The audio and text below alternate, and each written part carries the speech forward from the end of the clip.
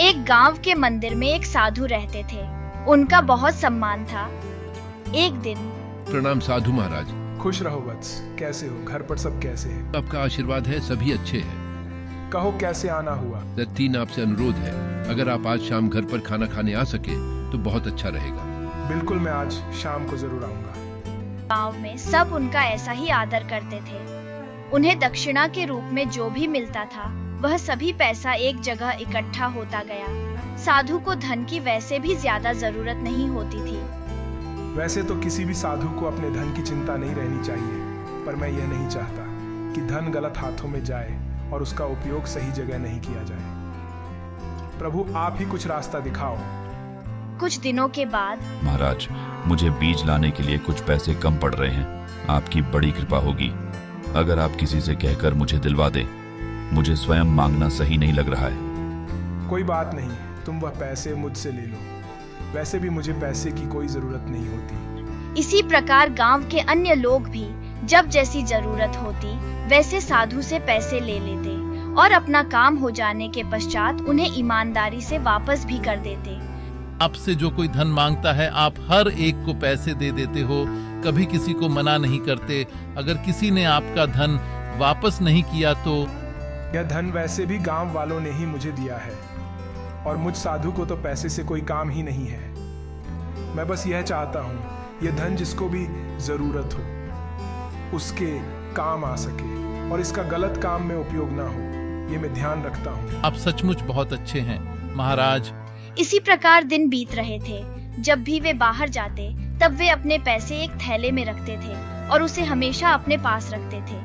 समय के साथ उनकी ख्याति फैलने लगी और उनके आसपास ज्यादा लोग आने लगे और इसी के साथ उनके पास ज्यादा पैसे इकट्ठे होने लगे। एक दिन भगवान के सामने प्रार्थना करते हुए, प्रभु, ये पैसे तो दिन ब दिन बढ़ते ही जा रहे हैं और मुझ में साधु को इसे ना तो मोह है ना इनकी जरूरत है। आपसे विनती है, आप ही इनका सही जगह उपयोग करने हेतु मुझे रास्ता दिखाइए। उनकी ख्याति बुरे लोगों तक भी पहुंची, जिनका उद्देश्य केवल उनके धन तक पहुंचना था। ऐसे ही गांव में एक ठग रहता था जिसकी नजर तपस्वी के धन पर थी। ये मुनि तो बहुत ही ज्यादा जागरूक है, कभी भी पैसे को छोड़ते ही नहीं है। हमेशा रुपए की पोटली को अपने पास में ही रखते हैं। ऐसे में तो कभी भी चुरा नहीं सकता। एक काम करता हूँ कि भेष बदलकर साधु के साथ ही रहने लगता हूँ। अंत में उसने निश्चय किया कि वह एक छात्र के वेश में साधु के साथ रहेगा। महाराज, मैं आपका शिष्य बनना चाहता हूँ।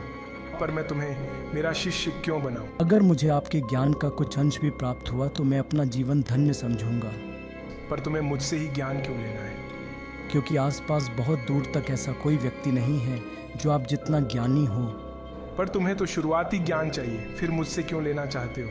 मेरी अतः प्रेरणा रहती है कि आप ही मेरे लिए श्रेष्ठ अध्यापक रहोगे। साधु यह सब सुनकर तैयार हो गया और ठग अपनी योजना में सफल हो गया। वह साधु के साथ मंदिर में रहने लगा। वैसे तो यह शिष्य अच्छा है, आलसी नहीं है, परंतु पता नहीं यह मुझसे ही क्यों ज्ञान प्राप्त करना चाहता था। ठीक है, अभी तो जो चल रहा है चलने देता हूँ, समय के साथ ही पता चल जाएगा ये क्या चाहता है। एक दिन मुझे पास के गांव में अनुष्ठान के लिए जाना है। क्या तुम मेरे साथ चलना पसंद करोगे? को लगा यही सही मौका है।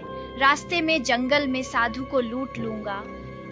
हाँ हाँ महाराज, क्यों नहीं, मैं जरूर आपके साथ चलूंगा। अगले दिन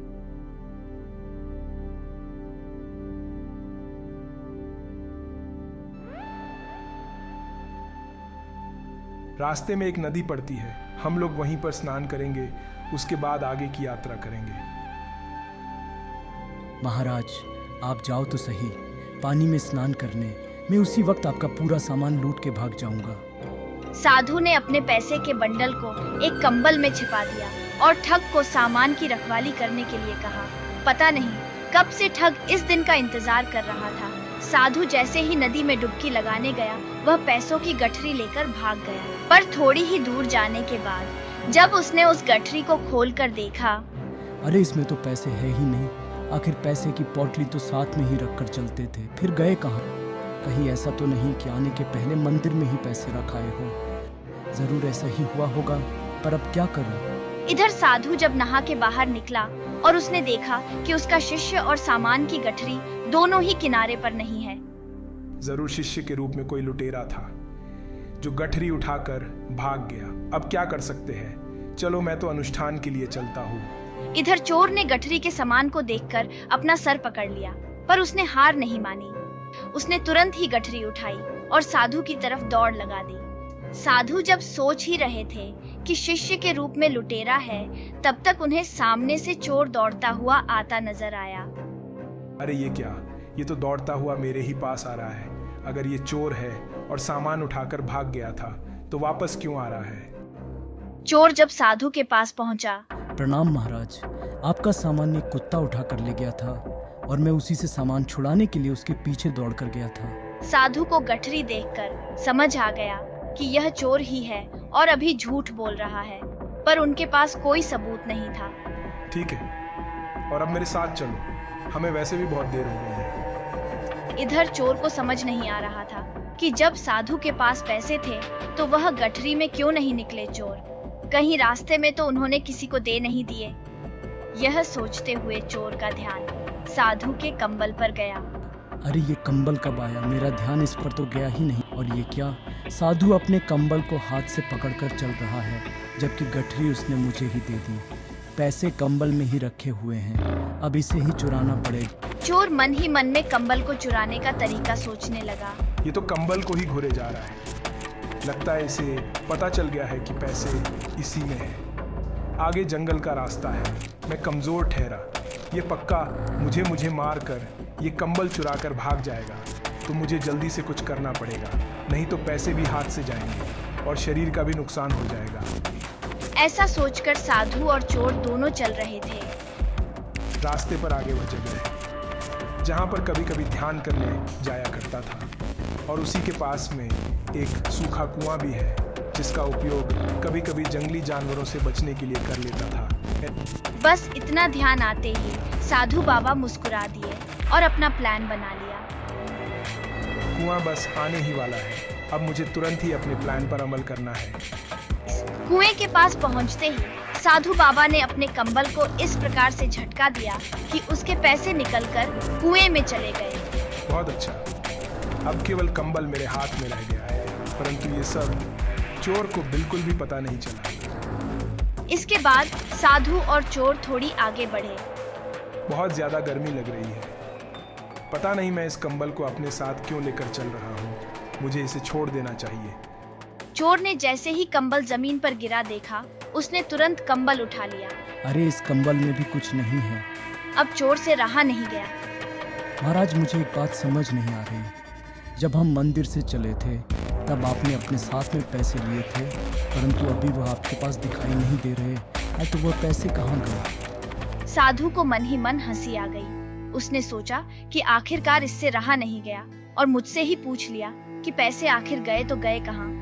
अपनी मुस्कुराहट पर काबू पाते हुए साधु ने जवाब दिया, मुझे तुम जैसा उत्तम शिष्य मिल गया है, तो मुझे पैसे की क्या जरूरत है। ऐसा सोचकर मैंने नहाते समय नदी में ही अपना सारा धन छोड़ दिया, ताकि मेरा ध्यान धन में नहीं उलझे। चोर ने भी उनके वहाँ बात सच मान ली और गठरी और कंबल दोनों को फेंककर वहाँ से चला गया। इस प्रकार साधु ने अपने नकली शिष्य की पहचान करने के बाद उससे छुटकारा पा लिया।